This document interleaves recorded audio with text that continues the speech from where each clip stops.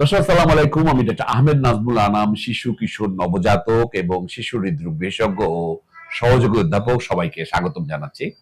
দর্শক, আজকে যে ভিডিওটি নিয়ে আলাপ করতে চাই যে অনেক সময় আমাদের মা বাবারা বলেন যে স্যার আমার বাবু ঘুমের ভিতরে রাতের বেলা কেঁদে ওঠে, শুধু কান্নাকাটি করে এবং কান্না মানে আমরা মনে করি আমার বাবু বোধহয় খাবে, ক্ষুধা লেগেছে। আসলে আপনাকে এই শীতের সময় কিন্তু এই কারণগুলো একটু অন্যরকম হতে পারে, সেই ব্যাপারটা আপনাকে খুঁজে দেখতে হবে। অর্থাৎ আপনার বাবু যদি শীতের রাতগুলোতে কেঁপে কেঁপে কান্না করে উঠে পড়ে, তাহলে আপনাকে কয়েকটা জিনিস খেয়াল রাখতে হবে। তার মধ্যে নাম্বার ওয়ান যেটা আমি দেখতে পাচ্ছি, অনেক মারাই বাবুকে শীতের কাপড় পরান, কিন্তু আমি দেখেছি পায়ের মোজাটা তারা পরান না। এবং মারা মনে করেন পায়ে আর মোজা লাগবে না, পা তো সারা গায়ে আমি পরিছি। কিন্তু আপনাকে আমি জানাতে চাই, পায়ের এই ঠান্ডায় কিন্তু বাবুর সর্দি কাশি লেগে যাওয়ার কারণ হয়ে দাঁড়াতে পারে। বাবুর পা দিয়ে কিন্তু সে প্রচুর টেম্পারেচার হারায় এবং পা একদম ঠান্ডা হয়ে গেলে সেই ঠান্ডা পাটা কিন্তু সারা শরীরে সংক্রমিত হতে পারে, সারা গা ঠান্ডা হয়ে যেতে পারে। সুতরাং আপনি জানতেও পারবেন না, আপনার যে চেষ্টা সেগুলো কিন্তু পুরোটাই ব্যর্থ হয়ে যেতে পারে। সুতরাং আপনার বাবুকে অবশ্যই একটা কটন সফট সক্স পরাবেন, টু মাচ টাইট যাতে না হয়। খুব বেশি টাইট আড়ষ্ট হয়ে গেলে কিন্তু বাবু বলতে পারবে না, বাবু কান্নাকাটি করতে থাকবে।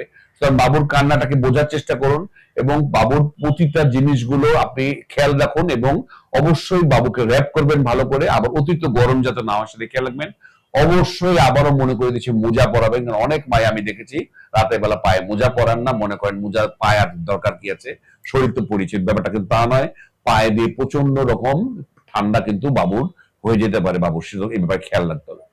আরেকটি ব্যাপার আমি যেটা খেয়াল করেছি, বাবুদের মারা যেটা গোসলের সময় যে শীতকালে যেটি খুবই প্রবলেম হয়, মারা আমি বলেছি যে গোসলের সময় একটা রেডি রাখবেন একটা শুকনা তাওয়ালে, কিন্তু এই তাওয়ালটা দেখা যাচ্ছে এতটাই শুষ্ক থাকে এবং হার্ড থাকে, মা বাবারা যখন বাবুর ত্বকটা মুছতে থাকেন তাড়াহুড়া করে, আপনাকে খেয়াল বুঝতে হবে যে এই যে হার্ড যে তাওয়াল, সে তাওয়াল থেকে কিন্তু বাবুর শরীরে মাইক্রো স্ক্র্যাচ হতে পারে। আপনি খেয়ালও করবেন না যে আপনার স্কিনে কিন্তু ক্ষতি হতে পারে। স্কিনে যে প্রোটেক্টিভ যে লেয়ার সেটা কিন্তু উঠে যেতে পারে আপনি যদি এরকম শক্ত তাওয়াল দিয়ে আপনি বারবার ঘষতে থাকেন। সুতরাং এই মাইক্রো স্ক্র্যাচ থেকে বাবুর ইনজুরি হয়ে বাবুর কিন্তু ইনফেকশন হতে পারে, কারণ তার ত্বকটা ওপেন হয়ে যায়, সেখানে কিন্তু বিভিন্ন ইনফেক্টিভ জার্ম আপনার ঢুকে যেতে পারে। আপনি হয়তো করছেন ভালোর জন্য, কিন্তু আপনার অজান্তেই এত বড় ভুল হয়ে যেতে পারে। সুতরাং আপনাকে অবশ্যই খেয়াল রাখতে হবে বাবুর যে টাওয়েল আপনি ইউজ করবেন সেটা একদম সফট টাওয়েল হবে এবং বাবুকে ঘষবেন না, চেপে চেপে চেপে আমি বলবো পানিটা তুলবেন। তাহলে আপনার বাবুকে আপনি যদি ঘষতে থাকেন তাহলে বাবুর মাইক্রো ইনজুরি হতে পারে এবং এই ইনজুরির কারণে তার স্কিন কিন্তু ওপেন হয়ে যেতে পারে, যেটা আপনি চোখে আপনি দেখতে পাবেন না, এবং সেখানে বিভিন্ন ময়লা জমে কিন্তু ইনফেকশন হতে পারে। তাহলে আপনার বাবুর টাওয়ালটার ব্যাপারে কিন্তু শীতের এই সময়টাতে আপনাকে সঠিক সিদ্ধান্ত নিতে হবে।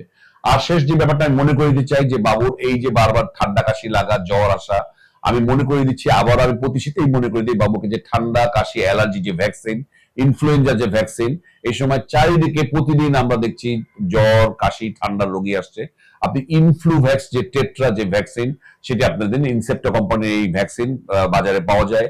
ইনফ্লুভ্যাক্স টেট্রা আপনি 6 মাস বয়সের পর থেকে এটা দিতে পারবেন। আপনার বাবুর বয়স যদি 6 মাস হয়ে যায়, 36 মাস অর্থাৎ 3 বছরের নিচে দুটো ডোজ, অর্থাৎ একটা দেওয়ার পরে আপনি 1 মাস পরে আরেকটা দেবেন।